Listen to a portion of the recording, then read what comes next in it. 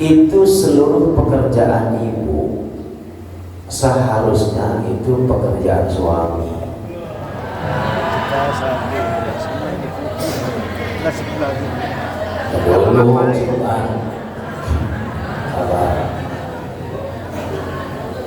Pekerjaan ibu, tugas ibu itu hanya melayani suami, ngurusin anak, udah.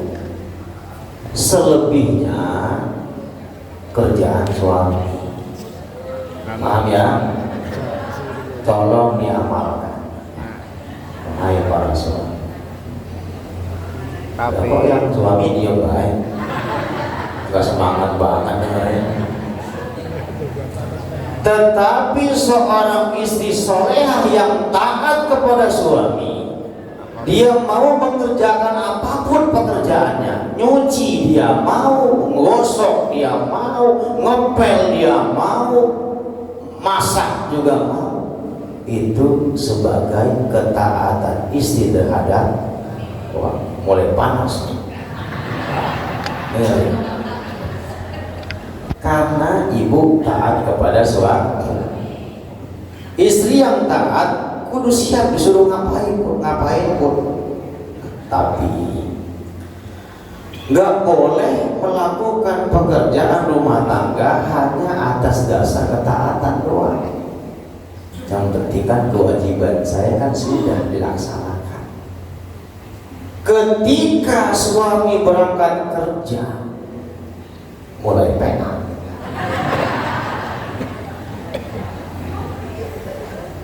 Ya maaf-maafnya, kadang-kadang senam di lapangan terbuka, pakaiannya ketat, garisnya kelihatan. Suami lagi kerja, pantat ibu dipelototin sama piaki. Apalagi senam di belakangnya piaki.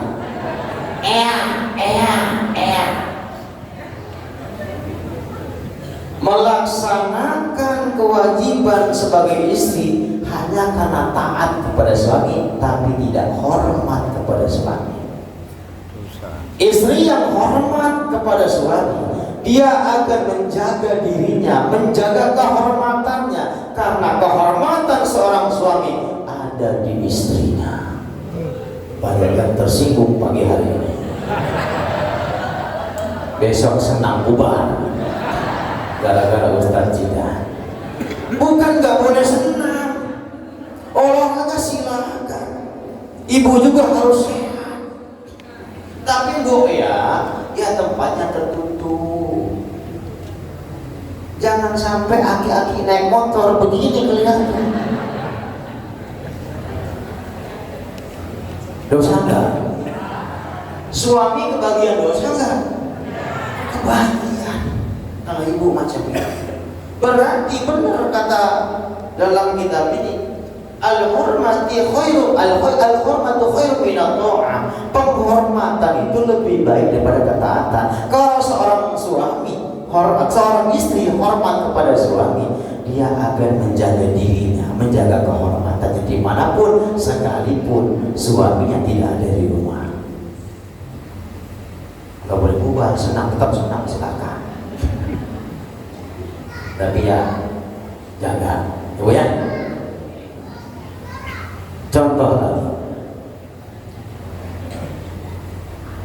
penghormatan itu lebih baik daripada ketaatan. Ibu kenal iblis? Saya nanya, jawab.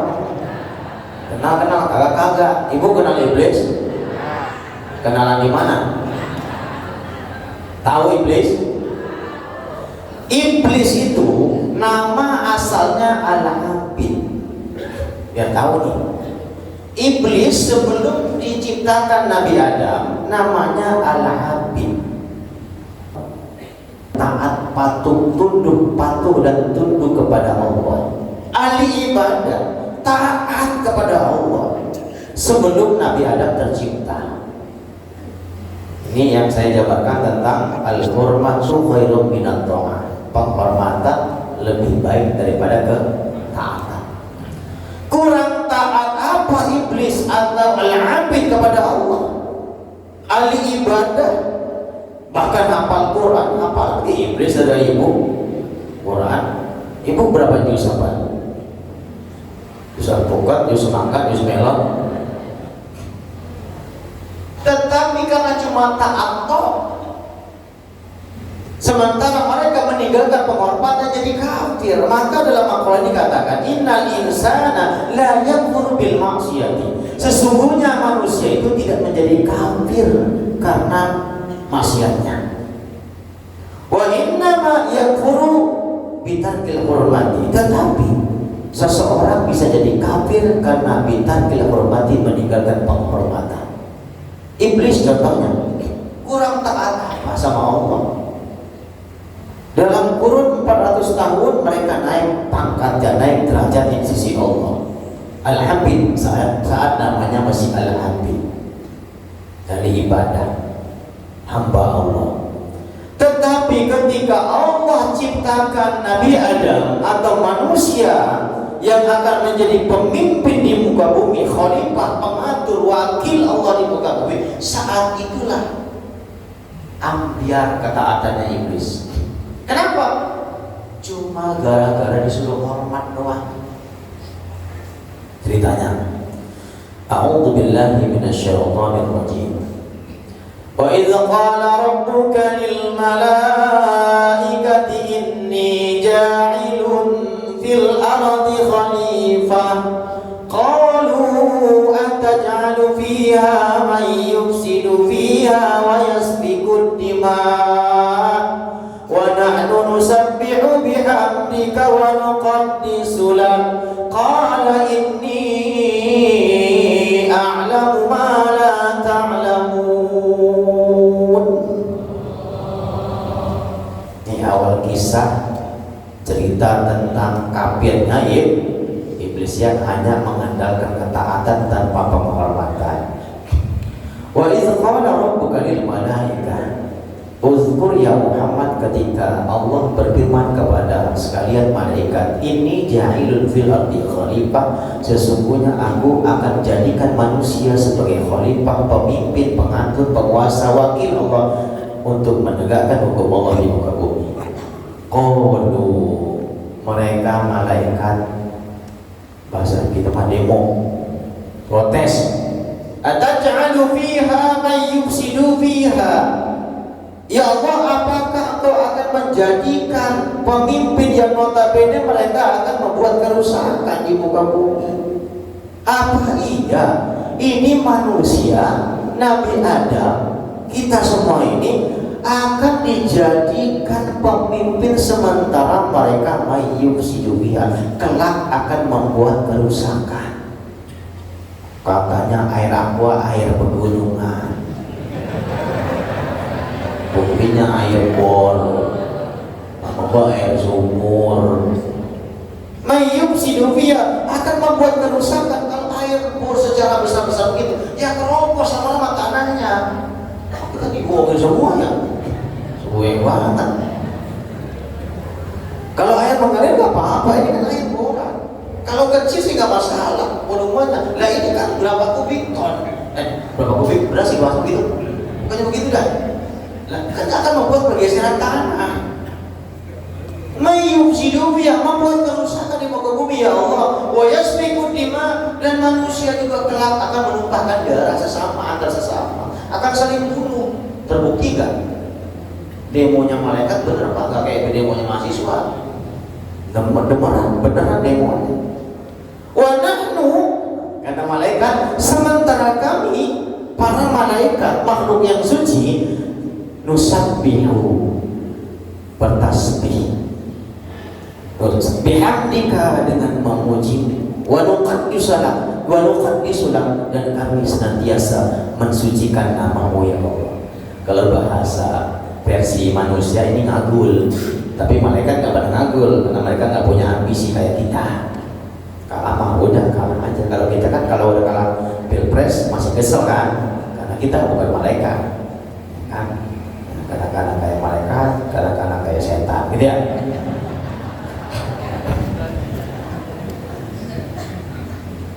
Qala a'lamu ma la ta'lamun. Tapi Allah jawab, inni aku a'lamu, lebih tahu, ma la ta'lamun, terhadap apa yang tidak kamu ketahui. Hadis ayat pertama. Berikutnya, kenapa kita terpilih sebagai khalifah sementara kita membuat kerusakan, kelak akan saling membunuh, menumpahkan darah? Kok dipilih? Kenapa enggak malaikat yang dipilih jadi pemimpin? Nah ini nih titik notnya. Wa 'allama Adam al-asma'a kullaha. Terpilihnya kita sebagai pemimpin di muka bumi mengalahkan kandidat berikutnya, yaitu para malaikat. Kenapa? Wa 'allama Adam al-asma'a kullaha. Allah anugerahkan kepada Adam atau manusia tentang nama-nama benda yang ada di muka bumi. Kehebatan, kecerdasan, kepintaran manusia yang tidak dimiliki oleh malaikat adalah mereka bisa menyebutkan nama apapun yang di muka bumi, yang ada di muka bumi secara spontan dan tahu apa manfaatnya. Itu kecerdasan manusia yang tidak dimiliki oleh malaikat. Coba saya tes, ini manusia atau bukan? Jawab ya, dengan tahu. Benar nggak kata Allah bahwa kita ini dianugerahkan kepintaran bisa menyebutkan apapun yang ada di muka bumi? Saya tunjukkan, ibu jawab, bapak jawab, apa namanya? Ya, apa ini? Bukan manusia. Botol berisi, fungsinya buat ini apa namanya? Apa fungsinya? Buat minum. Ini apa? Teh manis. Rasanya? Itu cerdasnya manusia. Ini apa? Jam tangan. Buat apa? Buat gaya bisa. Cerdas. Kemudian Allah tunjukkan benda-benda tersebut kepada sekalian malaikat. Ngetes. Kok malaikat merasa pantas ya sebagai khalifah? Karena mereka bilang apa? Wa nahnu nusabbihu bihamdika wa nuqaddisu lak. Sementara kami ya Allah senantiasa bertasbih, memujimu, mensucikan namamu, seakan-akan bahwa kami lebih layak sebagai pemimpin daripada manusia. Maka Allah tes. Qala ambiuni bi asma'i haula'i in kuntum shadiqin. Sok malaikat, sebutkan nama benda-benda ini, namanya apa, fungsinya apa. Malaikat diuji sama Allah biar gak komplain lagi. Apa jawabannya malaikat ketika dites sama Allah? Qalu subhanaka la ilma lana illa ma 'allamtana innaka antal alimul hakim.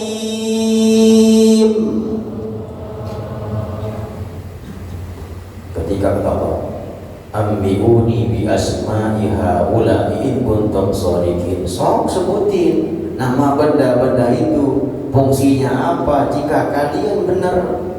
Sok silakan. Malaikat bilang apa? Subhanaka la ilma lana. Maha suci Engkau ya Allah, kami enggak tahu apa-apa. Illa ma 'allamtana, kecuali apa yang telah Engkau ajarkan kepada kami. Malaikat itu apa tugasnya? Cuma itu toh.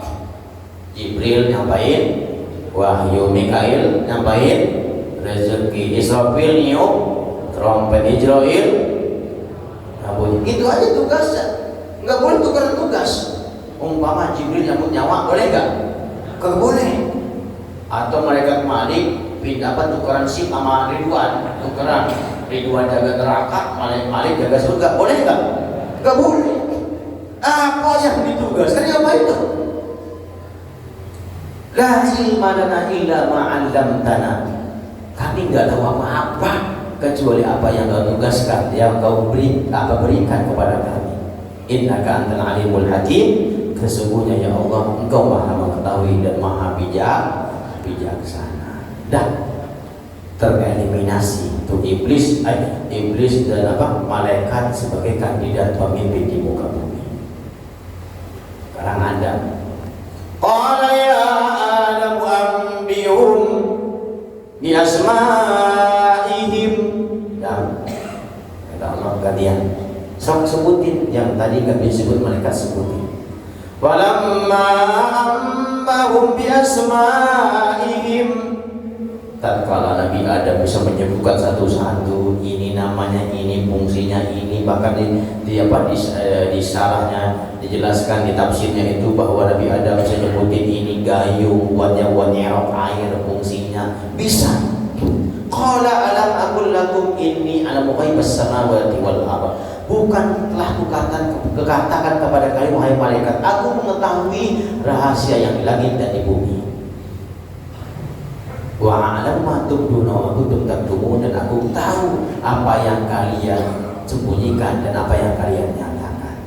Nah, kita terpilih sebagai khalifah bukan karena saking taatnya. Kalau bicara taat, iblis lebih taat, malaikat jauh lebih taat.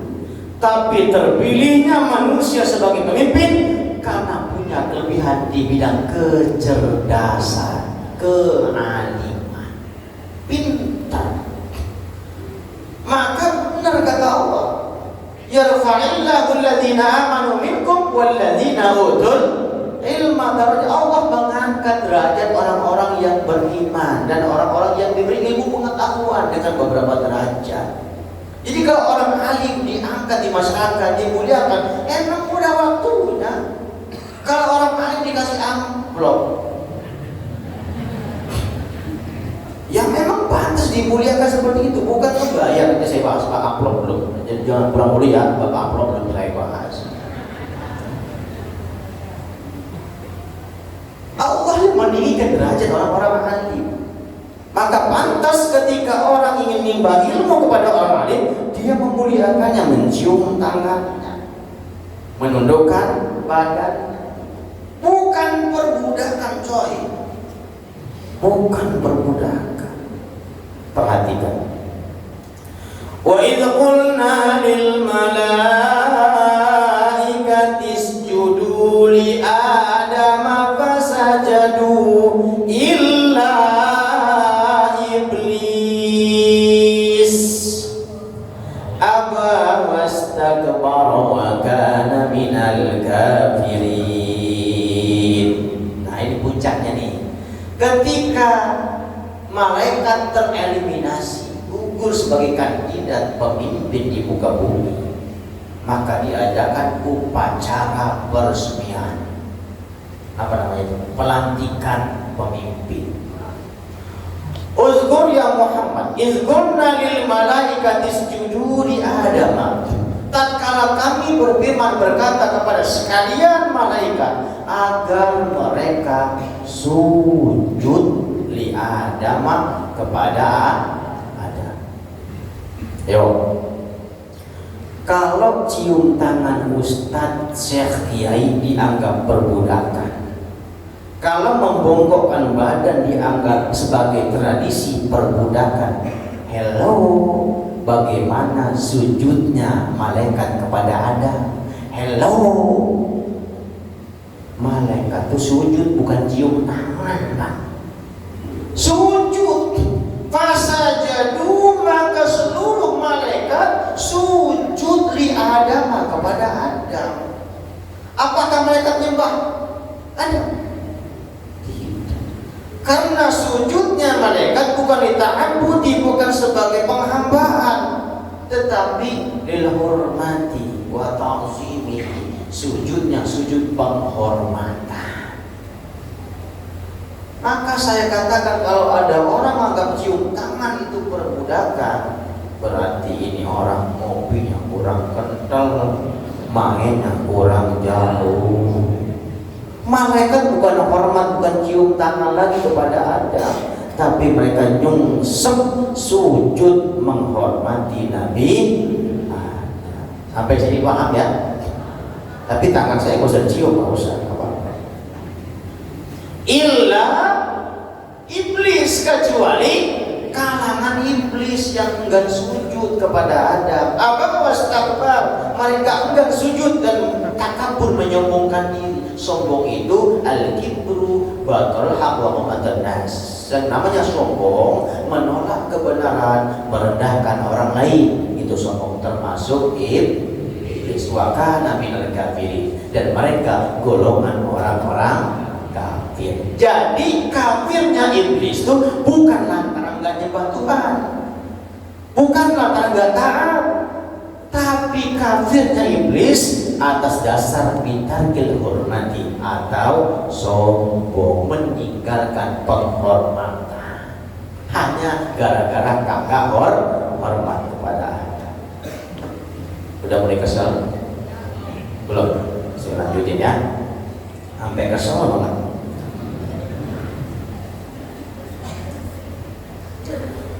Min ta'zimil ilmi ta'zimul mu'allim, dan bagian daripada ta'zim kepada ilmu itu mu'allim, orang alim atau yang ajar ilmu.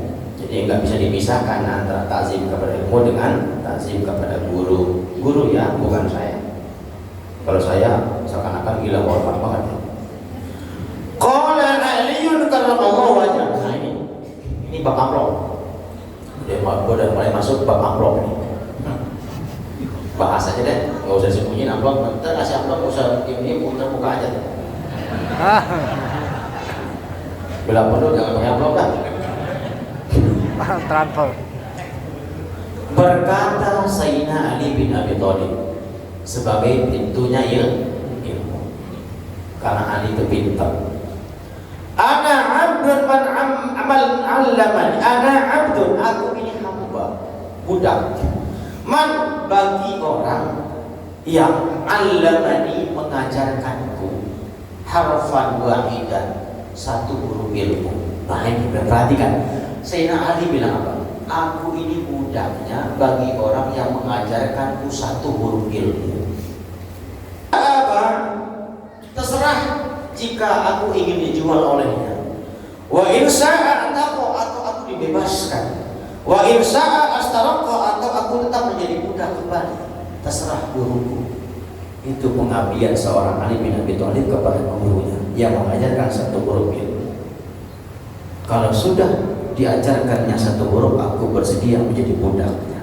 Tapi jangan dikonotasikan ini benar-benar perbudakan, tidak. Artinya ini orang yang ngaji itu benar-benar ta'zim kepada orang yang mengajar.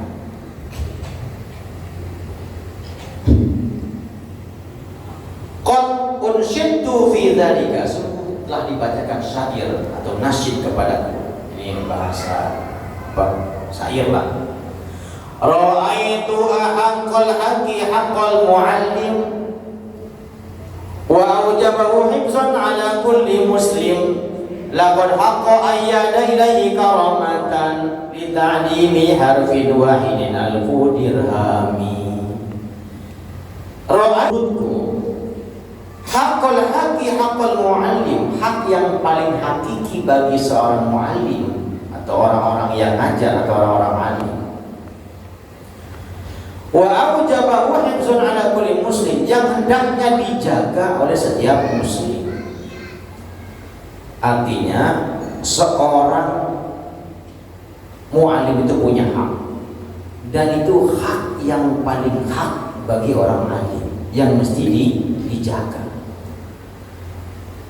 Laqad haqqa ayyada ilaihi karamatan, sungguh ayyada hendaknya diberikan hadiah ilaihi kepadanya si mu'allim tersebut, orang yang ngajar tersebut, guru kiai tersebut, karamatan sebagai bentuk penghormatan, sebagai bentuk memuliakan. Berapa pantasnya kasih hadiah kepada kiai, guru, bukan saya, guru, orang yang ngajar ilmu itu, apalagi ngajar ilmu agama. Li ta'limi harfin wahidin alfu dirhami, seharusnya hadiah yang pantas buat guru itu setiap satu huruf itu 1000 dirham. Satu huruf pantasnya, kalau kita ingin mengatakan hadiah buat guru itu, no nominalnya 1 huruf 1000 dirham. Kalau pakai dirham Uni Arab itu sekarang sekitar 4.500 1 dirham kali 1000 berarti 4.500.000 rupiah untuk 1 huruf ilmu yang diajarkan. Mau kita amalkan ini? Tolong siapkan kalkulator wahai para DKM pengurus. Kita hitung-hitungan dari ayat, hadis, dan kitab yang saya baca. Tolong berhitung berapa huruf dikalikan 4.500.000. Bisa bayar? Artinya ilmu itu nggak bisa dibeli, nggak bisa dibayar. Belajar di waktu kecil bagai mengukir di atas batu. Belajar di waktu kecil bagai mengukir di atas batu. Belajar sesudah dewasa laksana mengukir di atas air. Lala, lala, lala, lala. Ilmu dunia akhirat wajib dituntut dipelajari. Betul? Ilmu dunia akhirat wajib dituntut dipelajari. Nggak bisa dibeli.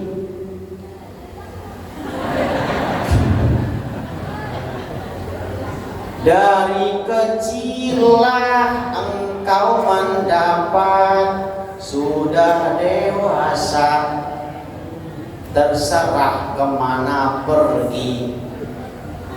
Nggak bisa dibeli. Jadi kalau ada tayangan Trans7 bilang itu nyari kekayaan, wallahi nggak ada. Kayak nyari kaya nggak ada. Buktinya saya nggak kaya-kaya.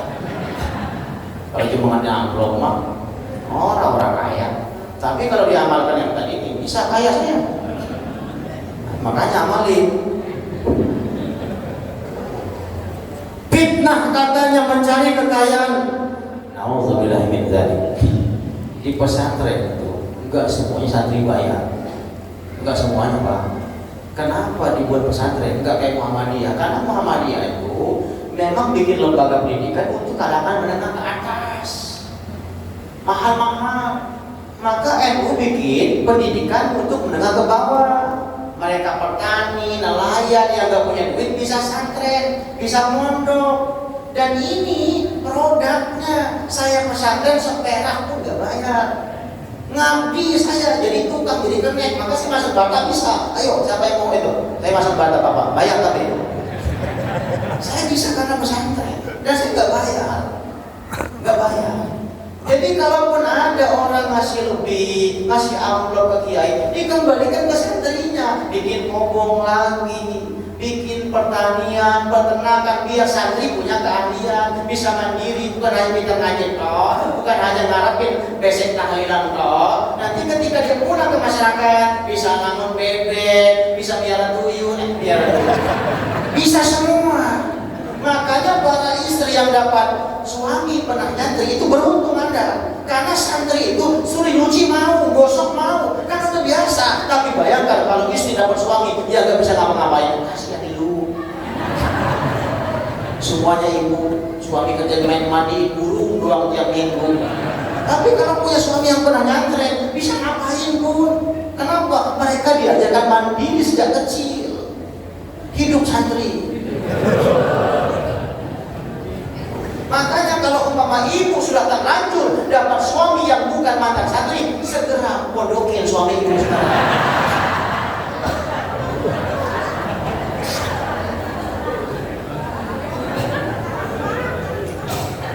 Ini adalah perangkat hari santri ya. Pas hari santri. Saya jawab secara ilmiah. Jadi 1000 dia.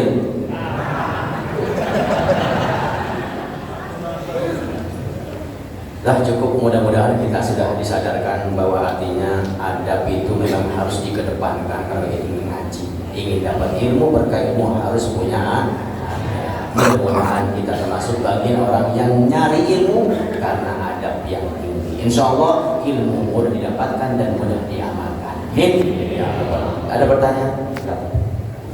Jangan